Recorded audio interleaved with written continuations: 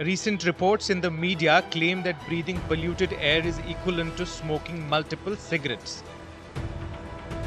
This assertion stems from a study by researchers at University of California, Berkeley, which estimated that individuals in Delhi inhaled pollutants equivalent to smoking over 20 cigarettes per day due to high levels of particulate matter in the air.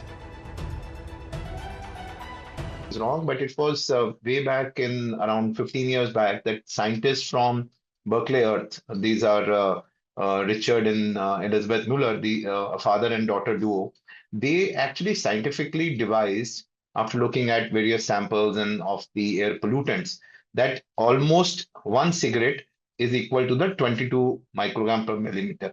So if you put it in short, that if you are having, say, a AQI of 500 on average over a day, then it's almost equivalent to 25 cigarettes. So that's what the equivalence was drawn depending on the data which they collected. Now, obviously, you cannot exactly parallel it to a smoke because the pollutants in the air when you have this large air pollution like it is occurring now are different and quite the effects are different than the particles which are inhaled when you smoke a cigarette.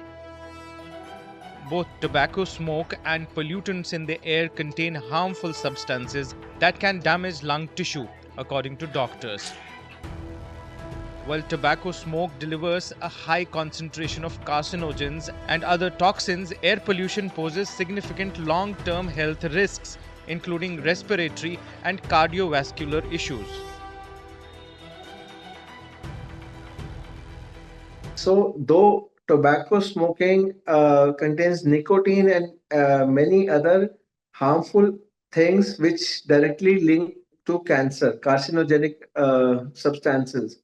But apart from that, the gases which are produced, apart from that, the soot particles or the particulate matter that are there are almost same. So, initial symptoms like coughing, irritation in eyes, throat congestion, nose block, both due to cigarette smoking or due to pollution, both can have same symptoms. So both the diseases, they can lead to a condition called chronic obstructive pulmonary disease or COPD. So patients who have been smokers for a long time and continue to smoke, they have these permanent changes in their lung, which can lead to destruction of the lung structure, and the tubes become blocked with mucus. A similar effect can happen to a person who's exposed to very high degree of pollution, particularly in these areas. Now, there is a considerable area of overlap between the two. So somebody who's already been a smoker and is also exposed to pollution is going to have more effects compared to a person who's not been a smoker or who's been otherwise healthy.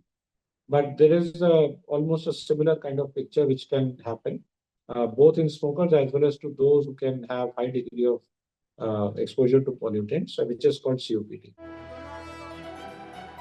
There is widespread consensus among medical experts that exposure to air pollution has severe health implications.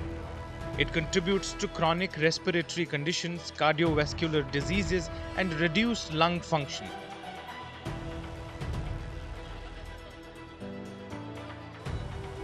Health experts emphasize the need for urgent measures to improve air quality and protect public from these harmful effects.